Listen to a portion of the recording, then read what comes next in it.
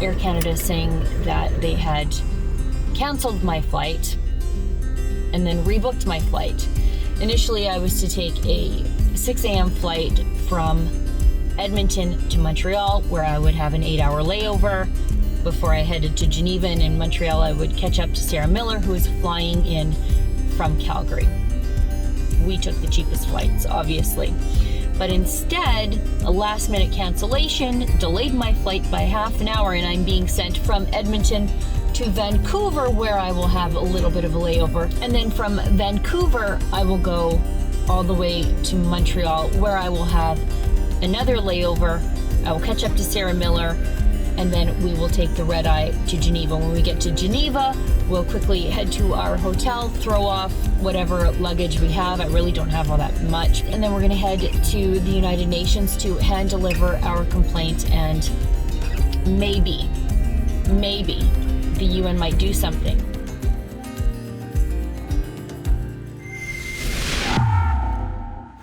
Sheila Gunn Reid for Rebel News, and I'm here in Geneva, Switzerland today. Actually, I'm right in front of the United Nations complex. That's those buildings right behind me. Now, why? Why am I here?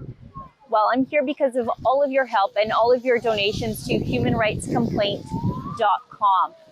Because of your donations, we were able to have one of the best human rights lawyers in the entire country of Canada, Sarah Miller, meticulously draft a formal complaint detailing the human rights abuses happening in Canada under the backdrop of the coronavirus pandemic. We've seen arbitrary arrests and detentions of peaceful protesters. We've seen pastors arrested multiple times, churches seized, journalists assaulted just trying to do their jobs, and banking denied.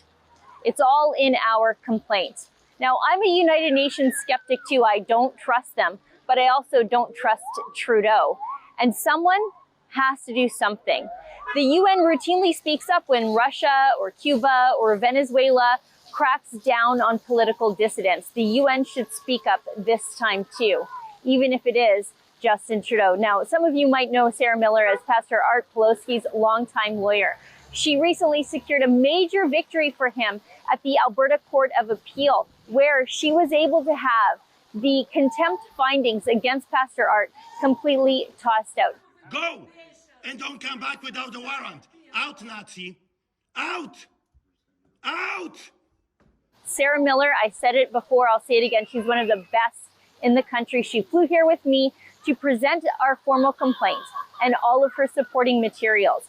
This is important, and we don't want this to be ignored. That's why we came in person. I personally had about 24 hours of travel time just to get here today. We grabbed the cheapest flights that we could find. We're going to deliver our complaint, and then I'm headed right back home. Now, maybe the UN acts, maybe it doesn't, but we can at least say that we did something when nobody else was. By the way, did you know the UN has a special rapporteur for human rights defenders, and that person has a special focus on gender? Maybe she would be surprised to hear about the treatment of Tamara Leach, the peaceful Métis grandma who was recently held for 49 days on minor mischief charges because she protested Justin Trudeau in Ottawa, her nation's capital. Now, to support this very important trip, please visit humanrightscomplaint.com.